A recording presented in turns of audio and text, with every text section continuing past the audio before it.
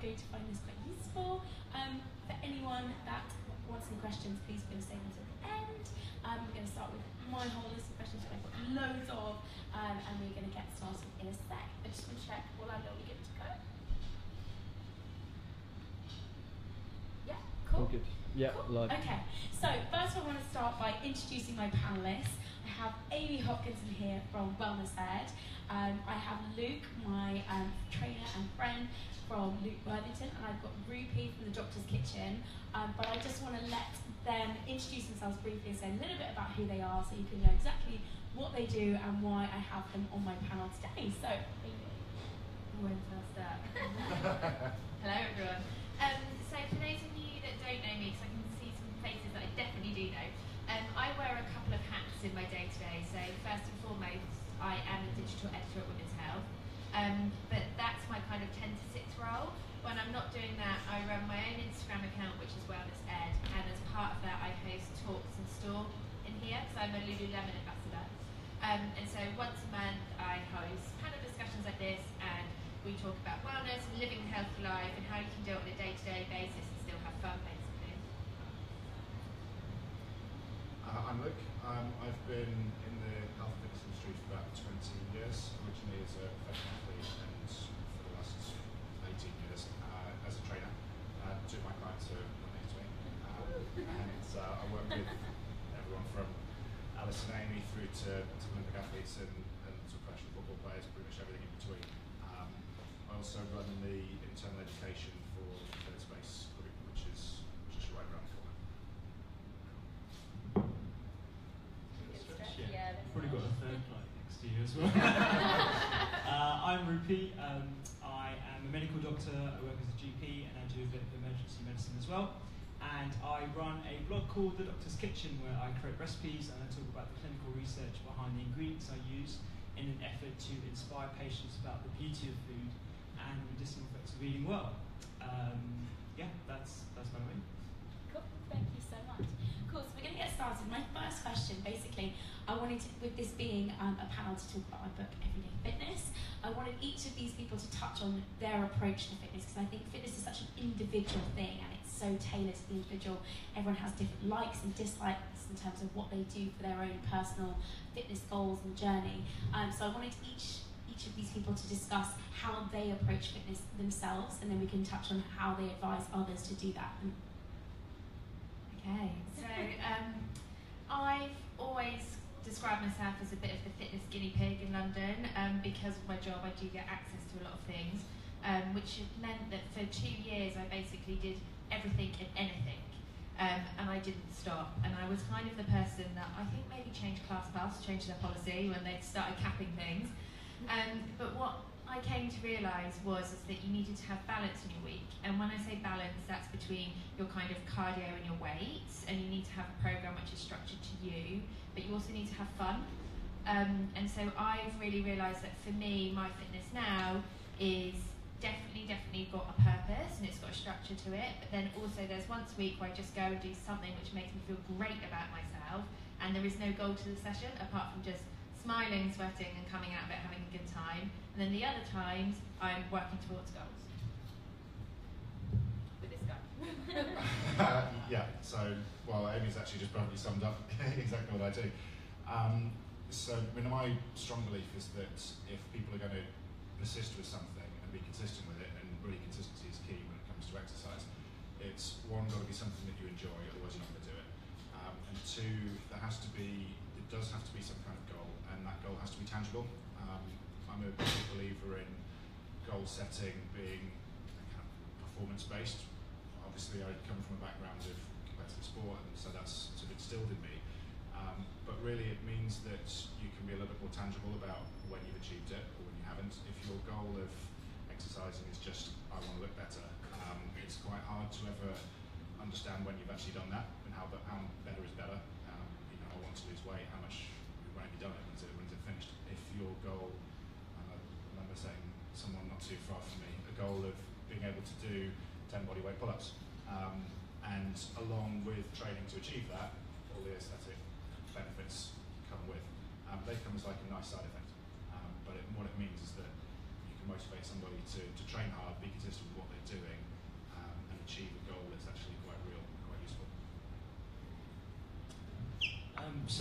pretty food-centric if anyone's seen my Instagram at Doctor's Kitchen. But I like to use food as a way in which to talk about the lifestyle medicine conversation. So how food segues into things like mindfulness, the effect of sleep, and the effect of exercise. Because those 4 components of lifestyle medicine as a package are actually very, very medicinal. Looking specifically at exercise, variety is key, even though HIIT training is really good for fat loss, and there's lots of studies to support that. The goal isn't always about fat loss. The goal isn't always about losing weight. It's actually about wellness. So putting patients' focus onto wellness is something that I talk about a lot in clinic as well. So variety using endurance, using HIIT training, using strength, and actually bringing people's attention to how that has not only effects on cardiovascular system, but things like mood. So we're actually looking at exercise as a form of treatment for things like depression and cognitive decline. I think touching on that, and something that I've definitely experienced, is that my whole journey has been a learning experience. I've learned so much from day dot when I started. God, if I knew then what I knew now, it would have been a completely, probably different journey. But I've loved learning along the way and growing, and experiencing different ways of training and different ways of eating and doing things. And I think what I am constantly asked about now from people, and probably one of my most asked questions, is how do you just start? How do I get started? What's the one thing that I can do to just get myself on that journey? Because I think often just taking the first step is the hardest thing. And I wanted to ask you guys, generally in all your walks of life, you probably get the same. And like, what advice would you give to someone who's just wanting to get started? And what would that one piece of advice be? Okay, I'll start. Do you want to start? Go on. Mix it up. Yeah, well, I think that we're quite fortunate. I'm assuming that everyone who's here is London-based. Probably the people on your Facebook Live may not be those, but certainly everyone in this room is. And we're quite fortunate that the health and fitness industry is booming in London, and there's so many different options pretty much everywhere you look. And certainly something that I've noticed is that fitness, wellness, whatever label you want to put on it, has become a kind of a social event as well. I don't know how many of you guys actually do it, but I know that you guys do. Is do social training sessions and like social workouts and what did you call it? Cardio catch-ups. Yeah. It's a way of socialising, and I think that's a great way of getting people to start, is to do it together. Find someone that you want to do it with and do it, and so you become accountable. Then it's probably more of a chance you're going to turn up. Definitely. So my biggest tip is to stop thinking that fitness just exists in a studio or just exists in the gym, because it absolutely doesn't. It's about moving more, and you can burn calories moving in so many different ways. So I mentioned this recently in one of my talks, and a friend said to me, "Oh my God, I haven't managed to do anything today because I've been out shopping all day." And I was like, "Okay, check your Fitbit. How far have you walked?" And she basically walked like 7 kilometres, traipsing up and down here and around central London trying to look for an outfit. And I was like, "You've just done a 7K walk. Like, that is still moving towards your fitness goals in a different way." So I think, first of all, if you're really struggling to start, don't put pressure on yourself that you've got to go to a really hard workout or a really sweaty fitness class. Just start moving and go, "I did that today," and then you can kind of build upon that as you get more and more used to making that commitment to yourself. So usually around January time, I get a lot of patients come in and they're like, "I've got a new fitness goal, or I've New Year's resolution, I'm going to start running." I'm like, "Oh, that's fantastic. Do you like running?" And they're like, "No, I hate running." So the first thing I would say is do something you actually enjoy, and if you don't know what it is, then try different things. Just increasing your heart rate above 100 for 10 minutes a day is what we need to aim for, and there are loads of different ways in which to do that. Trampolining, I've started skateboarding, there's lots of different classes as well, particularly if you're in London. So do something you like and set yourself some realistic goals. I think I'm going to just touch on that. Like, one of the things that I'm really, really passionate about is, and I think all of us have touched on it really, is moving the goalpost away from just an aesthetic goal and looking at how can we incorporate exercise into our life because it's good for our general well-being and our health, and not just how we look in the mirror or a number on the scale. And Rupi, I really wanted to ask you if you could kind of summarise, I guess, in short, really why we need to look outside of just the aesthetic and look at exercise and its health benefits to the body and our general well-being. So even amongst doctors, it's a common thing to think of weight loss as the main goal, but actually it's wellness. And when you actually focus on wellness, you're not only just treating the scales, you're treating your cardiovascular system, you're treating your mood, you're treating your bone density, you're treating a whole bunch of other factors that reduce inflammation in your body as well. So when you set those as the goalposts and those as the goals, then you move it away from just purely aesthetics. And actually, you feel much better in yourself than if you were to starve yourself and overwork yourself. That can actually have a detrimental effect in the long run. So we're going to come to Amy now. So for those that don't know, Amy, obviously, as she said, she works at Women's Health, which is obviously very exposed to the latest trends in the fitness industry. And I think something that I personally encounter is seeing different trends come and go on social media mainly, and some stay, some great, and some I'm like, I would rather see the back of you. So I wanted to ask you, Amy, can you talk about how the fitness industry has evolved in your time at Women's Health, and what have been like the positive changes that you've personally seen happen? So I've been working in the editorial industry for 7 years. I've always really enjoyed my fitness, but I suppose I've been at Women's Health 2.5 years, so I've really had a focus and helped almost set the agenda, if you like. And so in the past 2.5 years, obviously we've seen the rise of classes, and we've seen the rise of women lifting weights. But I still get asked, the most common question I get asked is, am I going to get bulky if I lift weights? So I think whilst we think that trend has peaked, it hasn't. There's still a lot to be said about strength training, and strength training from the benefits, which I'm sure Rupi you can go into, and obviously Luke, about building bone density and why that's really, really important in your 20s and 30s as females to set you up for later in life. And also to give you strong foundations. One of the things that obviously has been a massive trend is HIIT classes.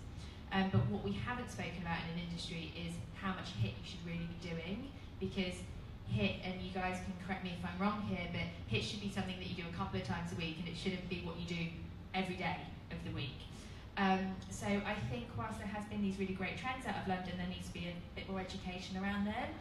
I think one thing we are seeing the rise of at the moment, and I'm really hoping it's going to continue, is, if you like, recovery classes, so more foam rolling specific classes. That's definitely something which has started to emerge. And will hopefully keep growing, and mobility. And then secondly is breathing classes. Don't know if anybody has seen these pop up yet. Breathing is definitely a topic which is just going to become more into the mainstream. Obviously you can do it in mindfulness and meditation, but I think that can be quite scary for people, because certain people can't find it a bit terrifying, the whole kind of hippie side of that, if you like. I used to until I started doing it, but there's definitely been these kind of breathing specific classes which have started in New York and started in LA, and I think we'll see them in London soon. Just on, well, I'll respond to a couple of those points really. In the strength training for women, yeah, in my opinion, it's non-negotiable, really. I think it's something that women get a huge amount from if they do it. But you're right in that battle hasn't quite been won yet out in the wider world. I think there is still this kind of misconception that, you know, a girl has to look at a dumbbell and she turns into a man. And that it just doesn't happen. You know, you can't build something out of nothing. You can't. To lay down muscle tissue requires the right hormonal environment. It requires the right stresses, and it requires the right fuels. So creating tissue, whether it's muscle or fat, does require a surplus of fuel in your system to build it. You can't create something from nothing. So we can kind of put that myth to one side for a start. In my opinion, strength training is key, as both these guys can probably testify, and that's something I'll make both of them do quite a lot of. If you want to, whatever you want to do, strength is really the cornerstone of it. It's kind of like the cup that everything else fits in, if that makes sense. If your goal is to lose weight, you have to move more. If you want to move more, you have to be strong enough to do that without hurting yourself. Similarly, if you want to run a marathon or a 10K or whatever it may be, they are endurance type goals, but you have to be strong enough in order to deal with the training that is required to fulfill them. It really is the cornerstone of everything. Similarly, the HIIT class. I mean, the HIIT class is a fantastic way of burning fuel and losing weight, getting in shape and all the rest of it. But you also have to be strong enough to do those activities without hurting yourself, which is, again, something that does sort of get a little bit brushed under the carpet. So yeah, strength training is key. That's not really a fad. That's to me is a consistent and it's a non-negotiable. I'm a big fan of balance, as you guys know, and yeah, I'm all for this sort of influx of putting some, I suppose, yin to the yang of training and the kind of the mobility related movements and the breath work. The breath work is something I'm quite big on, but it's maybe not something we'll go into in huge amount of detail today. We'll be here all night. Yeah, we'll talk about it for days. Really will. But yeah, maybe for another time. Yeah. But yeah, I mean, I'm a big fan of that. I think it's fantastic. I think that variety, variability is the key to staying well. So yeah, these guys are the experts when it comes to personal training and everything. I don't have any qualifications in exercise, but what I do speak to my patients about is variety. So HIIT training, yes, brilliant, but mixing it in with flow, stretch, mobility exercises, that sort of stuff, as well as endurance. Like moderate intensity endurance is still very, very good for our cardiovascular system and mental health as well. So it's something that I do talk to patients about, but I send them in the direction of these guys. Okay, so we've touched on kind of the wellness aspect of exercise. I now want to talk about stress. I think it's something that I personally have succumbed to, and I've noticed the physical and mental impact of stress on my own training and my own lifestyle. I wanted each of you, because I think each of you have a different take on how to deal with and manage and how you engage others in dealing with their stress. I want each of you to touch on that because I think it's a hot topic at the moment, and we only get more anxious as people just seem to live the busiest lives ever, and everyone seems to be constantly busy and actually constantly a little bit stressed and anxious in some form. So how would you advise others, and what is your approach to dealing with stress?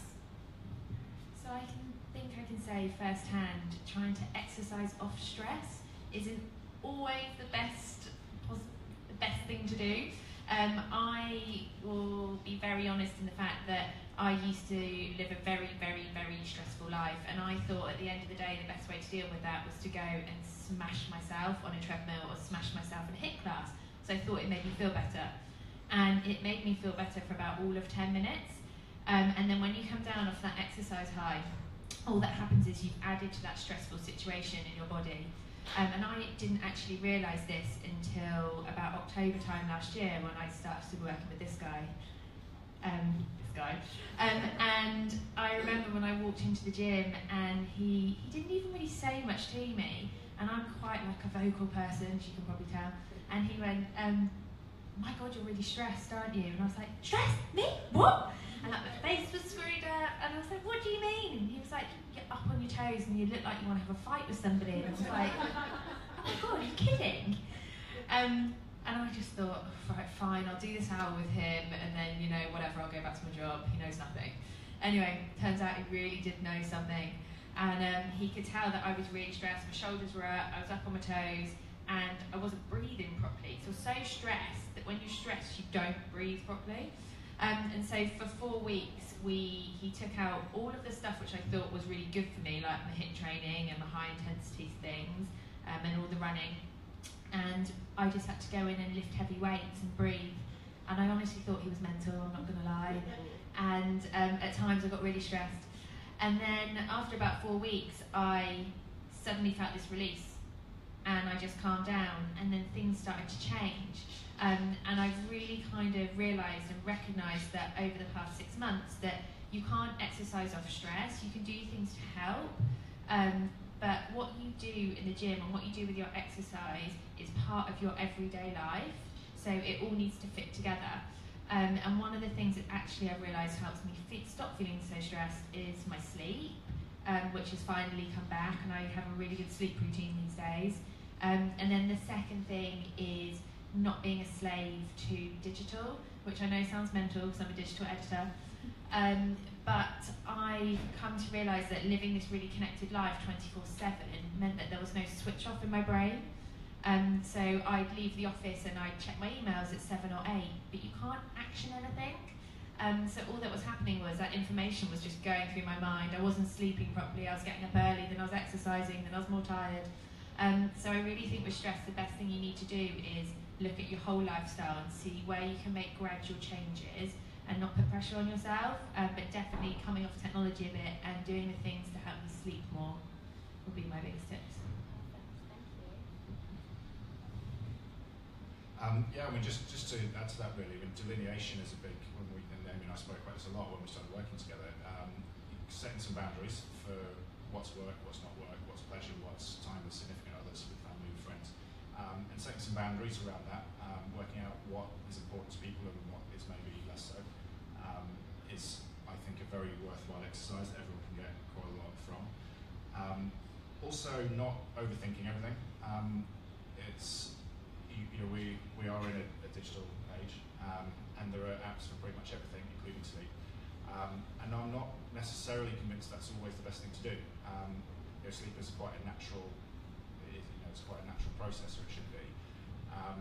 And what I've found, certainly with a lot of clients I've worked with who have had stress issues, sleep issues, and so on, is everything became a task, and we're quite competitive as a species, and even down to how much sleep we've got. It's like, well, I've got to get 8.5 because I've got 7.5 last night, and that's not really the point, And we can overthink and overanalyze everything, including rest and recovery.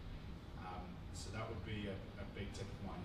Don't perhaps set aside time for it, and if it's my bedtime is 10:30 or 11:30 or whatever it may be, then it's got to be more or less that, and try and be consistent with it. But don't overthink and overanalyze everything, and don't go off the back of that sort of naming gadgets, but like Fitbits and things like that will tell you what quality of sleep you've had. I tend to suggest that people go more off what they feel than what their device tells them. There's nothing worse than someone waking up, you might feel quite rested and looking at your wearable tech, and it says you've only had 1 hour of useful sleep and the rest of it's been interrupted, and you think, oh shit, I'm going to have a shit day, before you've even got out of bed, and you might have been feeling fine up until that point. So that's my kind of big tip on it, is don't overthink and overanalyze every last detail, because it kind of defeats the object of rest and recovery. Ruby, I just wanted if you could touch on the actual physical implications of stress, because I know there's a lot of research that's come out recently to show how impactful it can be on our health and on our well-being. So I wondered if you could give us a little bit of an insight into that. So yeah, really to touch on what these guys have been saying with regards to sleep and everything else. Stress really, we know is a biochemical process. It's actually something that we can measure in terms of inflammation and how that has an effect on everything from our gut microbiome to our state of mind, our risk of disease, cardiovascular risk, etc. Interesting looking at sleep in particular, those who have poor sleep over a lifetime, or so for example shift workers, we know that we're at greater risk of cardiovascular disease, diabetes, and disease of chronic aging as well. So cognitive decline and stuff like that. So yes, stress is super important, and it's something that we probably brush over quite a bit. I think now it's getting a bit more attention, but really to reiterate what you guys were saying, sleep is super important, but perhaps the way of technology is not the best method of addressing it, and it's actually electronic detox that I try and do at least 2 hours before. Looking at the physiological effects of our phones, our laptops, we know that inhibits particular hormones like melatonin, and even though we don't exactly know what melatonin is useful for, we know it's a sleeping hormone. It may have a role in immunity, it may have a role in cancer, and it does actually have an antioxidant role as well. And by using phones and stuff, it actually is inhibited. So it's a super interesting topic, and I think we're going to find out a lot more about how stress impacts a lot of lifetime diseases. So a question I'm often asked, and I think something that has multiple meanings to multiple answers from you guys, is how much is too much? How much training is too much? Does that depend on the individual? I'm asked now, I think overtraining is becoming a buzzword, and it's becoming something that people are becoming really aware of, which I'm excited about, and that I'm glad that people are acknowledging.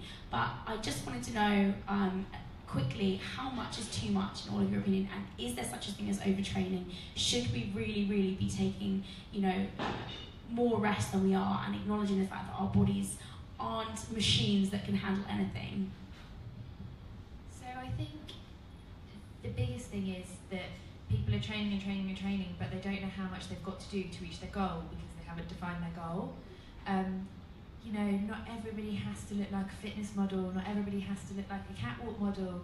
Like, a lot of people, it's just about getting healthier and moving more. And so I think when you work out what you need to do that, then you can feel like you've done enough and you've done enough that week. And that's one of my biggest things. So I would say that actually sit down and plan your workouts and work out what you need to do, or have somebody help you to reach your goal, and then you will be able to celebrate once you've got to that point and not overtrain. There has definitely been a rise in overtraining. You've only got to see the searches on Google for the rise in sports-related injuries, and the amount of people which are going to see physios and that type of thing. So it is a subject that needs to be broached, but again, I think it's more about education, about we don't have to look this certain way. There is no one set healthy body type, body shape even, and we're all different. And actually getting down to kind of 14-13% body fat, which women seem to want to do at the moment, isn't a healthy approach in itself. Yeah, there's an expression that there's a American physiotherapist, it's a great cook, who has an expression: first move well, then move more, which I think is something that when I first heard it, I thought that is it. That sums up pretty much my approach to training and to writing programs. Is paying a lot more attention to movement quality before quantity. So learning how to do things. Goal setting's got to come first. So taking a bit of a step back and thinking to understand how your body works, how it moves, and learning how to do things properly does reduce, which is what overtraining is really. So physiological overtraining is quite a hard thing to achieve. You have to work pretty hard, pretty consistently to achieve that. It's not to say it's impossible, but it's quite a hard thing to achieve. But overuse of and overstressing of joints and tissues and connective tissues, we see a lot of that. So I see a lot of that. And that really, for me, is down to lack of movement quality. People not really understanding how to do things. They're just diving straight in and thinking, I haven't had an effective workout unless I'm in a bloody mess on the floor at the end, which is not necessarily the case. So paying a little bit more attention to how you're doing things and less attention to how much of it you're doing, to me, would make a huge difference. Yeah, definitely overtraining is a thing. I work in the NHS exclusively, so I probably see undertraining a lot more than overtraining. But sticking to overtraining, it can affect stress levels, inflammation levels. It can make women in particular amenorrheic, so that's where they lose their periods. It's quite a well-recognised phenomenon. So yeah, it's really personal. It's really intuitive. It depends on your diet. It depends on your goals, like you guys have been saying. But yeah, certainly I'm not an expert in overtraining. I'm an expert in undertraining.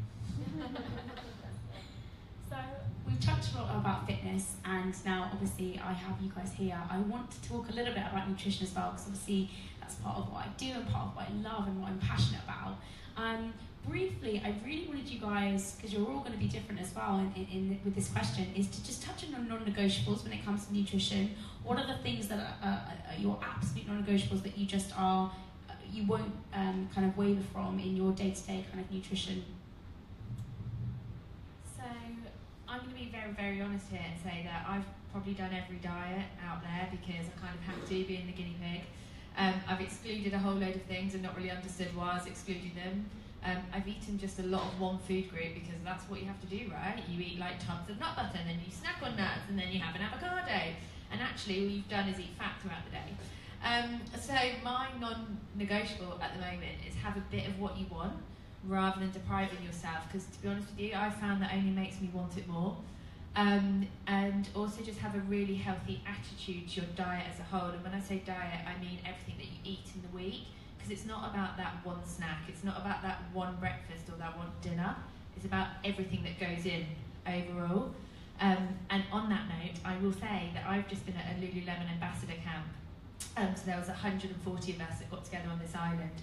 And you probably think, when you think Lululemon ambassador camp, they probably snapped on kale, and they were all there with their grilled chicken, and there wasn't much else going on. Or at 10 o'clock last night, I was learning how to do s'mores on a barbecue, not a barbecue, a bonfire, sorry. And you know, and it's completely normal. So what I would say is, don't stress, don't just eat one thing, and like look at the big picture. Perfect. Yeah, seconded. So, yeah, my non-negotiable is not excluding food groups. I think that's you know, without very, very good reason from somebody like Rupi. There is no reason why people should be just cutting out food groups willy-nilly to try and improve their body composition. It just makes no sense. Eating for a more healthy body composition is simple maths. It's just numbers. It's energy in versus energy out. It doesn't really need to get too much more complicated than that. And I try and leave my clients with a fair amount of autonomy over what they eat, but just trying to set some realistic boundaries, which are just based on maths. We try not to make it too much more complicated than that. When we, you know, as Amy said, Amy is one of my clients, as you know, but if we start telling people you can't have X, Y, Z, all they do is they want it. They'll just find a way. They'll just find a way of sneaking it in. Yeah. So we don't even go there. You know, we just look at the bigger picture and just make small, sustainable changes. So, yeah, I totally echo those points. So I'm not a nutrition professional, I'm a GP with an interest in nutrition. But from my research and literature reviews and all the rest of it, the two things that we're missing really in modern day diets is actually fibre. That's super, super important in an age where we're learning more about the microbiome, which is the gut population that lives largely in our gut but all over our body, and micronutrients, so things from that we get from nutrient-dense diets, so colourful plants, fruits and vegetables. That's something that we need to focus on quite a bit. So yeah, certainly getting fibre and micronutrients in your diet is something that I don't have. You can't negotiate with that with me. Perfect. So moving on from that, I think gut health is something that is such a huge topic. I know that we don't have much time left, so I really just want to keep it short and sweet. But Ruby, I'd love you to just give us a little bit of an insight into the advances in our knowledge on gut health and why it is so important to have a little bit of knowledge about gut health for everyone. Sure, yeah. So first of all, like, gut health is a real thing. It's not like a fad. It is, like I said, the population of microbes, so not just bacteria, but fungi, viruses, but largely bacteria that live in our colon, which is the large intestine, but all over our body. And actually, when you look at the literature and the impact of the microbiome, as it's called, it's impacting everything in terms of specialization. So neurology, respiratory medicine, endocrinology, and obviously gastroenterology. Nurturing our microbiome using food and using things like stress relieving techniques and using exercise and sleep hygiene is something that we're learning more and more about as each day goes by. So instead of, like, you know, investing in things like supplements and probiotics and stuff like that, the basics is actually what's key to gut health, and that's things like fibre and certain types of fibre called prebiotic fibre that actually nurtures a particular population in your gut. And these things like asparagus stems, and chicory, and Jerusalem artichokes, and nutrient density as well. That's actually shown to have a really positive effect on the microbiome. That's really interesting to not reach for the supplement straight away, but also just take a step back and look at your diet overall and just see kind of what you're getting in before you then add supplement. Okay, I think we're going to have to wrap up because I've literally gone on for way longer than I thought. So my last thing that I just wanted to ask you all, like motivation, goal setting, they're all really, really important buzzwords, and they're things that, you know, I'm sure everyone is a little bit aware of now. But if there was just one lesson that you could pass on to someone that is sat at home right now or sat here, they're on the start of their sort of fitness and health journey, and, you know, they just need that one piece of information that you can impart on them. I know it's going to be difficult, but what would that be? Oh, you can go first. I'm going to try and think of something good. What I do with goal setting really is try and make it emotive. So try and move from, in my opinion, there's a difference between a goal and motivation. A goal is, you know, I want to look hot in a bikini, or I don't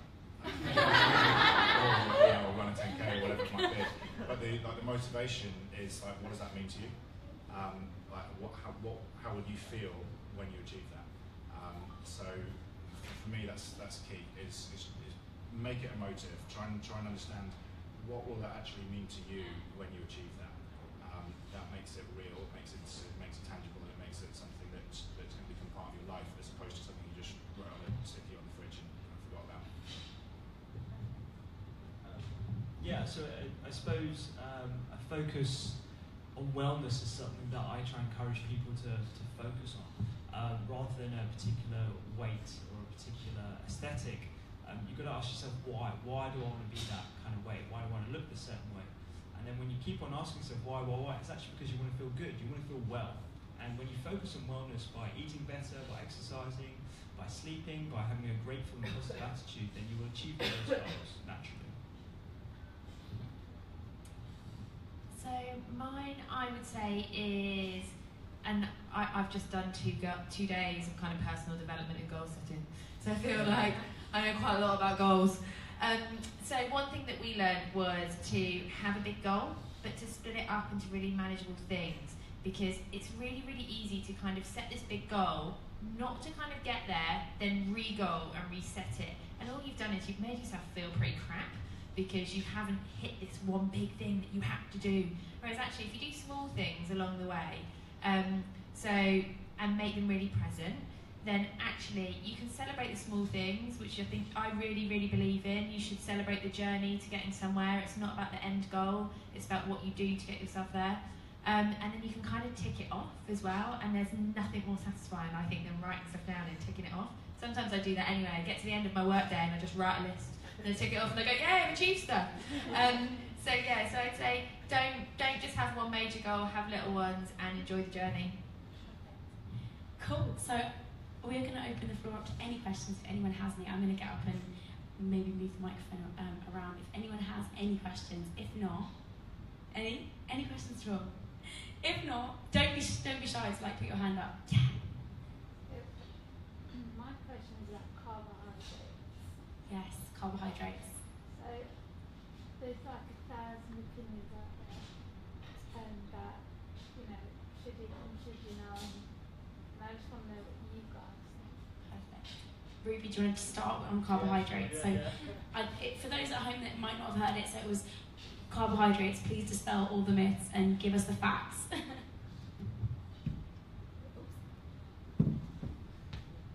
So yeah, carbohydrates is something I get asked about a lot, and it's the bugbear of a lot of nutritionists and stuff. Carbohydrates are essential, and getting your carbohydrates from whole sources is what I recommend. So things like sweet potato and asparagus stems and yes, white potatoes and all these different things, they're fantastic for you. It's the refined carbohydrates that you find in things like, yes, we probably have a little bit too much white breads and pastas and stuff like that, and yes, we definitely have a lot more added sugar than we should, and lots of hidden sugars and sodas and stuff like that. But when you stick to a diet that's largely made up of whole foods, it's super, super healthy for you. So that's something that I try and paint a picture of. For certain people, those who have diabetes, those who have weight issues, speaking to a nutritionist and actually looking at different dietary strategies that may have a low carbohydrate approach might be appropriate, but for the vast majority of people who exercise, who are otherwise well themselves, carbohydrates are essential, 100%. I hope that makes it clear. You need them. Perfect. Okay, any other questions? Yeah. Hi, I sort of related to Ruby, but so I've got IBS and I've got FODMAP diet. So I just wondered if there's any other sort of foods that you would suggest eating to sort of help grow probiotics in your gut. So I'm just going to say it into the microphone. So talking about the FODMAP diet for to alleviate the symptoms of IBS or to manage IBS. So.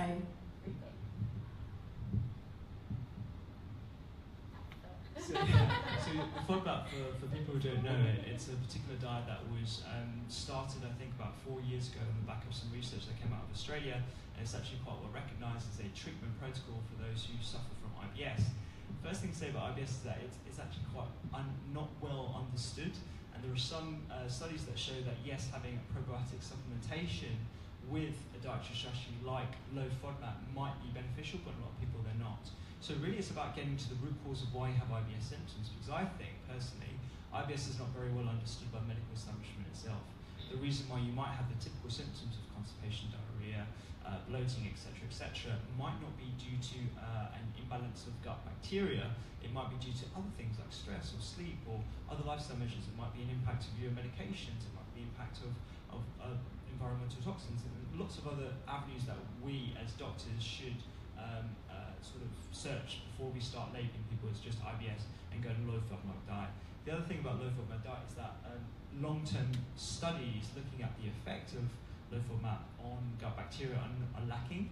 So it's really a short-term strategy. I try and tell patients not to do it for longer than 3 months, and certainly do it with the help of a nutritionist as well. So yeah, so in terms of like probiotic types of foods, there are lots of different types, kombucha and kefirs and yogurts and stuff like that. But prebiotics in terms of asparagus stems and broccoli and garlic, and those are really the main stem of what we need to focus on. Any other questions? Yes. Just quickly touching on kind of mobility. Obviously, we're kind of encouraged to stretch and warm up before we exercise. But I just wanted to, is mobility something that we should do every time we train? Is it something that we should incorporate within that kind of warm up? Great question. Close to my heart. Luke, I'm going to leave this up to you. But yeah, so basically for the microphone, talking about mobility, is it essential? Should we do it every time we train? Should we do it every day? How often? And what should we be doing? Just Men's Day. Yeah. Yes, yes. Yes is the answer. As a general rule, if I'm working, I tend to split my day up in blocks of an hour, when I'm obviously spending now with lovely people like this. And out of that 1 hour, 15 minutes of it is spent on what I call movement preparation, movement quality, which is mobility, it's motor control, it's understanding quality of movement before we get into the training. So if you work, percentage-wise, that's quite significant. So yeah, definitely. I also set these guys some stuff to do when they're not in the gym, which I hope they do. Yeah. They do. I think. Is that what you want to? Yeah. Yeah. Obviously, I'm kind of recently looking more at that mobility, obviously, and how that affects if I'm doing weight training, obviously the different range of movement. So, I just was kind of interested whether that obviously is something that should be done kind of before you're kind of going into that. Yeah, it should, and every time. But the big thing that I'm very keen on is mobility with control. So I'm not a big fan of like passive mobility, passive stretching, because there's no point having a range of motion you have no control over. So all of the mobility exercises that I get people to do all have a motor control element, and they all come from a stability platform. Mobility and stability are very interdependent. So you can't have one thing move without something next to it having a platform. It's like you can't jump off sand. That's a good way of looking at it. So I teach mobility, but with control at end range. No one really gets hurt in the mid-range of a movement; they get hurt at end range. So I teach control at end range of motion. I think you just touched on something really key there, because actually this could just be coincidental, but I'm going to bank on the fact that it's because you're a good trainer and you know what you're doing. But since doing this 15 minutes, which I'm not going to lie, I really struggled to get on board with. Who wants to go and just kind of stretch and do mobility stuff? But I haven't had one DOMS day or anything. No aches, no pains. How about you? Yeah, no, I think that's the first thing that you and I said to each Yeah. other. I'm not sore. I'm not sore, and it's still achieving your goals and still getting places. And getting stronger as well. Yeah, and still able to walk upstairs, not looking like I've got a wet myself or something So yeah, first-hand experience. Yeah, I think also mobility has suddenly become this hot trend as well. It's suddenly become a bit cooler to do, which is amazing, but it means that as with any trend that comes on social media and all those sorts of things, there's the good and there's the bad. Not necessarily the bad, but there's the extremes of everything. And I think, just like Luke said, controlled movement doesn't have to be you jumping into the splits and being able to get your leg above your head because you're now focusing on mobility. It's about having the ability to do something with control and to do it with you know, a sensible approach, instead of just seeing the extremes of it, on which we tend to get exposed to on social media, and therefore thinking that that should be the goal, because no, it's not. It's about improving range of motion, good physical prep for the set training session that you have ahead, but not feeling as though you need to, you know, be super bendy and be able to do crazy stuff with your body, because that's not healthy either. Cool. I'm just going to add to that. Yeah. It's a question I'm asked quite a lot on this subject is how much is too much? You know, one of your questions from before. Is there such a thing as being hypermobile or having too much mobility? And the answer is yes, hypermobility is a thing.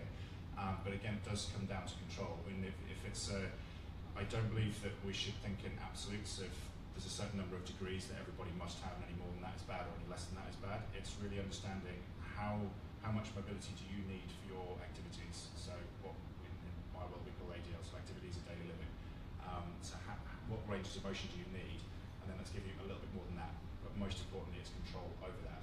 It was about this time last year I was in Las Vegas working with Cirque du Soleil, and those people have got, you know, they can do really weird stuff with their bodies, but they do it with control. They own that, and that's a phrase I use a lot, is owning the position. So it's one, can they get there? I mean, they could get there, but some of them were getting hurt. So what we were working on was, can they get into the position and teaching them control at that end point. So think less about how much do I need, but more think, do I own everything that I've got? Any other questions from here? Yeah. Hi.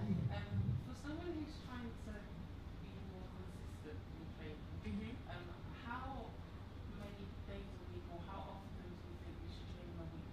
And out of that, what percentage do you think we should work on and focus on strength training? Because I thought that was really interesting what you were saying, that for women, strength training. Yeah, definitely. So talking about the importance of talking about putting together how many times a week, if you're trying to get consistent with your training, you should be training. I'm going to pass to you. Well, again, it depends on goals, as does everything, and so it depends on goals and it depends on starting point. When I personally, and I personally strength train 4 times a week. I've written Alice a program which requires her to strength train 4 times a week, but it depends on the starting point. I mean, when I started working with Alice, she was already a trained individual. She was in great shape. She was very active, and what I was looking to do was make her even better. So it depends on the starting point. I wouldn't take someone walking in off the street who's pretty sedentary and throw them into this sort of program that I've given Alice to do. But as a minimum, really, to see any kind of progression in strength work, you're going to need to be doing it twice a week at least, and then building up to. I don't give anyone any more than 4, so between 2 and 4. Yeah. Cool. I think because we've talked for so long, we're going to have to wrap up there. I just wanted to finish by each of these individuals saying where you can find them on social media, because I hope you agree with me that they are so interesting and I could probably pick their brains for hours. So I'm just going to let them say their social handles. Please go and follow them because they are awesome, and I'm so grateful to have them sat here with me. So yeah, thank you guys for coming. Thank you at home for watching, and I'm going to finish up letting them you know where you can find them.